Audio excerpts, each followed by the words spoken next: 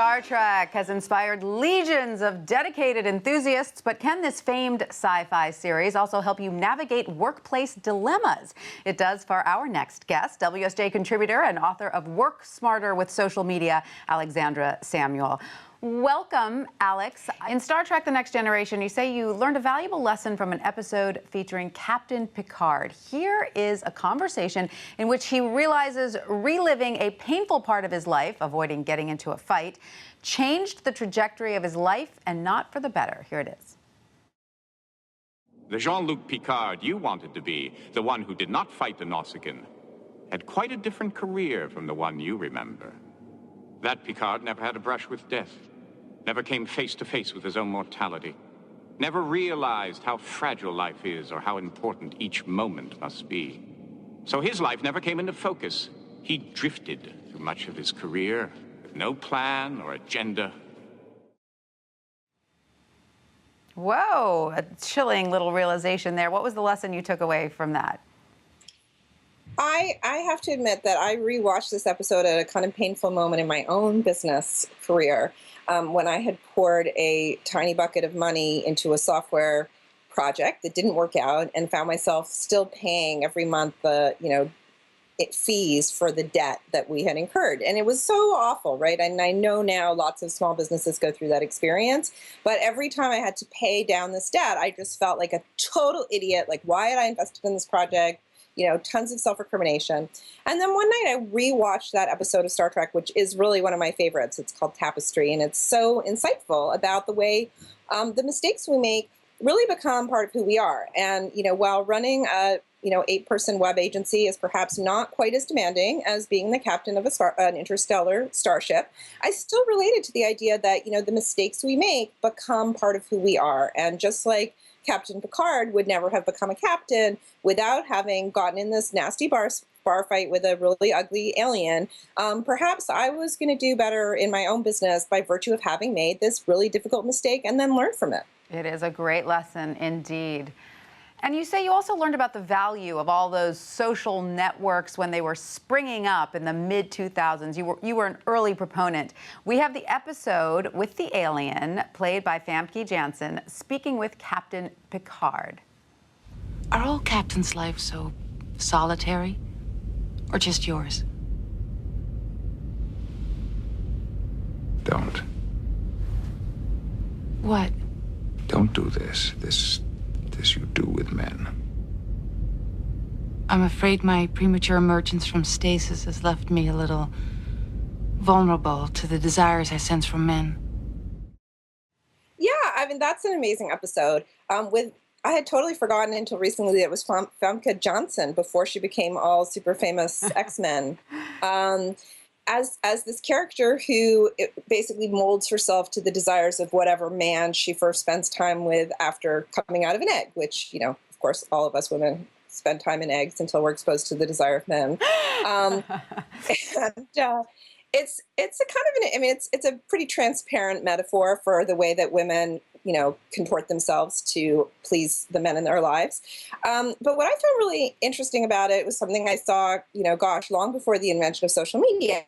But it came back to me in the early days of my work building online communities, exploring online communities, because it really struck me that, in my own career, goodness knows, I had spent plenty of time trying to make other people happy and trying to fit into whatever environment I found myself in. And what really struck me when I first started exploring the world of social networking was, instead of having to adapt yourself to fit into whatever culture you found yourself in, you could actually go out and find the specific community, the specific group of people who could help you become whoever you wanted to be. So that for me was a really powerful realization that suddenly we were at a moment in the world where we could find the communities that allowed us to be who we wanted to be instead of trying to adapt ourselves to be like the people around us. And that, for me, was a big part of why I committed to working in that space. And early on, you were a big proponent of these online social communities when they were popping up in the mid-2000s, right? And you've driven a lot of your insight into their value for others as well. Yeah, and so much of what I've seen over the years has really been, in a sense, people transcending the situation we see in that Star Trek episode and being able to get out of the trap of trying to be, straight like all the other kids in their high school, and instead going online and finding that community of gay teenagers. Right. And that, for me, really encapsulates the power of social networks in a way that I don't think would have been as clear to me if I hadn't seen that episode and had it in my head. You don't have to transform like that Framke alien. All right, now Star Trek also helped you navigate the culture clashes you experienced in the larger tech industry when you left those cozier worlds of academia and NGOs. Is that right? It sure is. We have the Borg episode. We're going to play it first, and then you'll explain it to us. All right.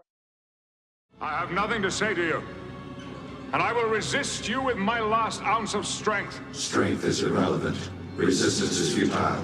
We wish to improve ourselves. We will add your biological and technological distinctiveness to our own. Your culture will adapt to service ours. Resistance is futile. You will assimilate.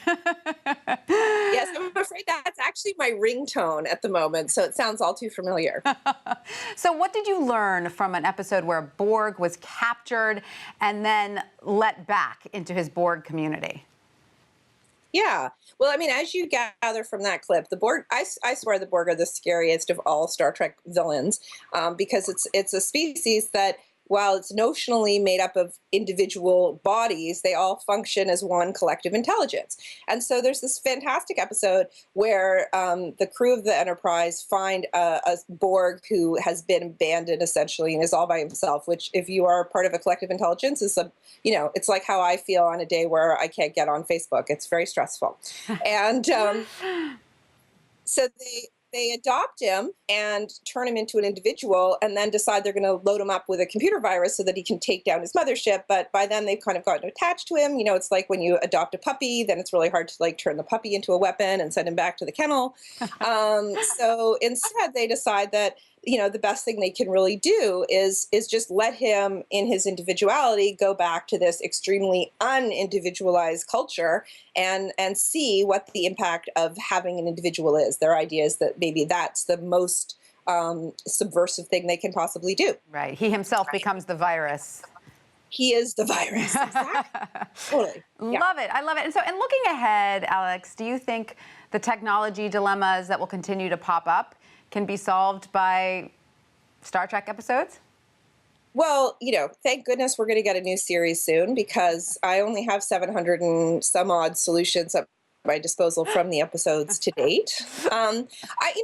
It's really interesting, I have to say, even just in the past 24 hours since the story I wrote about this went live on the Journal site, how many people have spoken up about the way that Star Trek has really affected their own work lives, really helped them as a guide to what it means to be a good leader, what it means to work in a community.